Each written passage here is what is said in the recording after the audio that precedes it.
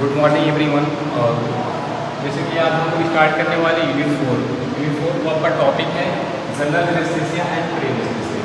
तो आपको मैंने एनेस्थीसिया बता चुके हैं कि एनेस्थीसिया क्या होता है। ठीक है, आपको मैंने पिछले क्लास में बताया था कि एनेस्थीसिया दो टाइप्स के होते हैं, एक होता है लोकल एनेस्थीसिया और एक होता है जनरल एनेस्थीसिया। लोकल मैंने बताया था आपको, लोकल एनेस्थीसिया ऐसा एनेस्थीसिया होता है जो किसी पर्टिकुलर एक लोकल एरिया में अप्लाई करते हैं। ठीक है, उसको हम बोलते हैं लोकल एनेस्थीसिया।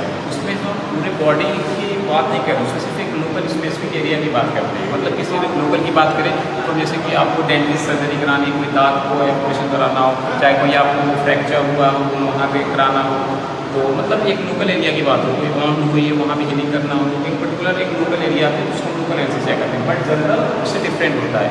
तो आज हम इसी के बारे में जानते हैं। सबसे पहले हम स्टार्ट करने से पहले जानते हैं कि प्री एनेस्थीसिया क्या होता है। प्री एनेस्थेटिक देखिए मतलब क्या है, एनेस्थीसिया से पहले बोल रहा है। प्री मतलब एनेस्थीसिया से पहले।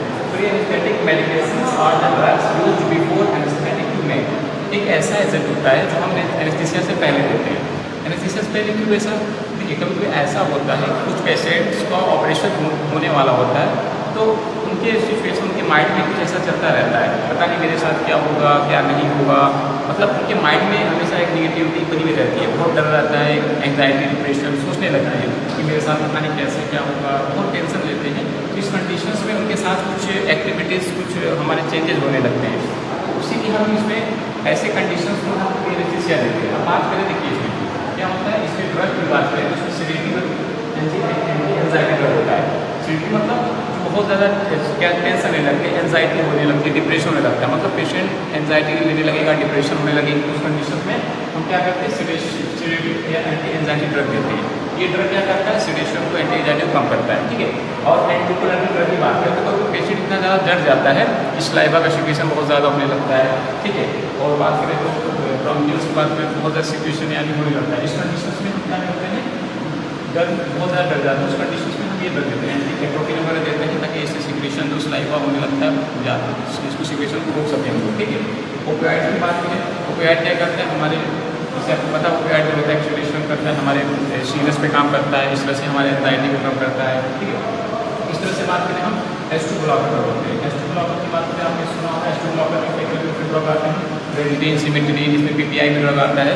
तो क्या होता है कि पेशेंट का गैस्ट्रिक सिक्रेशन भी बढ़ जाता है, क्योंकि जब पेशेंट बहुत डरा रहेगा, एंजाइटी रहेगा, डिप्रेशन रहेगा, उस कंडीशन में भी क्या होते हैं, उस कंडीशन में भी गैस्ट्रिक सिक्रेशन बहुत ज़्यादा बढ़ जाता है। तो इसको कम करने के लिए हम H2 ब्लॉकर भी ड्रग दिया जाता है ताकि क्या गैस्ट्रिक सिक्रेशन को रोका जा सके। ठीक है, और एंटीएमेटिक भी एंटीएमेटिक क्यों दिया जाता है, तो कोई जब पेशेंट पहुँचता है OT में, जब OT पहुँच जाता है तो ऑपरेशन जब स्टार्ट होने वाला है, उस कंडीशन में जब बहुत डर जाता है, बहुत ऐसी कंडीशन हो जाती है, तो इसकी वजह से भी वोमिटिंग कॉज हो सकता है।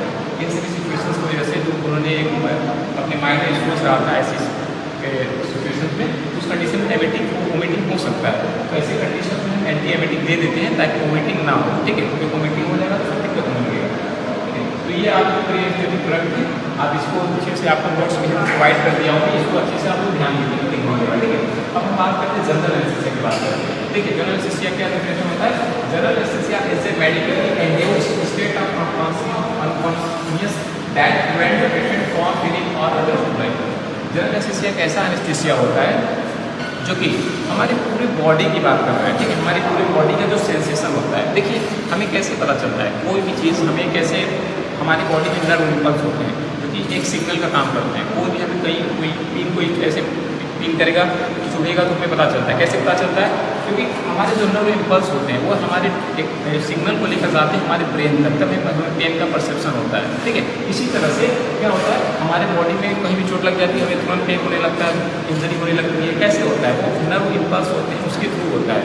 तो इसी जो नर्व इम्पल्स जो सिग्नल में जो लेकर जाते हैं उसको हम लोग क्या करते हैं, इसी को हमें ब्लॉक करना होता है ताकि जो सिग्नल हमारे ब्रेन तक ना पहुँच पाए। जब सिग्नल नहीं पहुँचेगा तो हमें पेन का परसेप्शन नहीं होगा।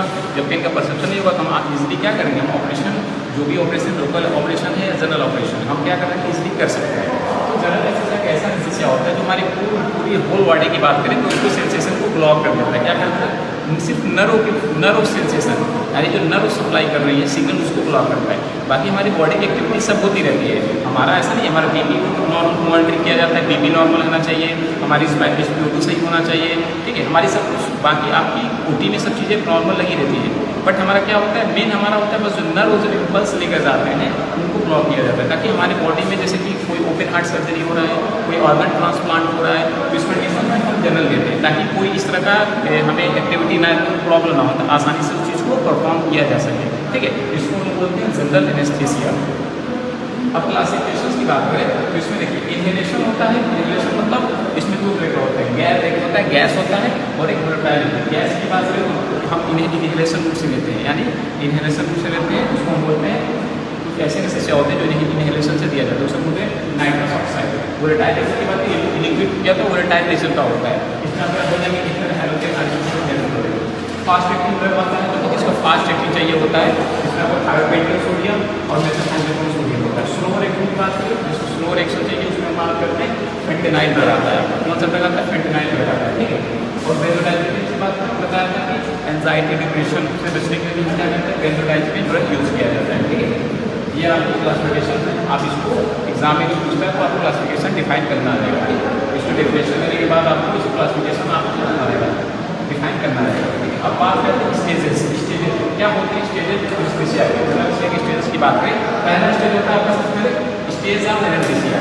ये एक ऐसा है, सबसे पहले जब हम पेशेंट को एनेस्थीसिया देते हैं तो इसमें हम देखते हैं एनेस्थीसिया की बात करें, क्या करते हैं? एनेस्थीसिया देखते हैं, यानी सबसे पहले पेशेंट को देखा जाता है उसको दर्द का परसेप्शन हो रहा है या नहीं हो रहा है। ठीक है, क्या देखते हैं? उस पेशेंट को दर्द का परसेप्शन हो रहा है या नहीं, फील करके देखा जाता है तो पता चलता है उसका दर्द हल्का कम हो रहा है। सेकंड कंडीशन में स्टेज ऑफ डिलीवरी।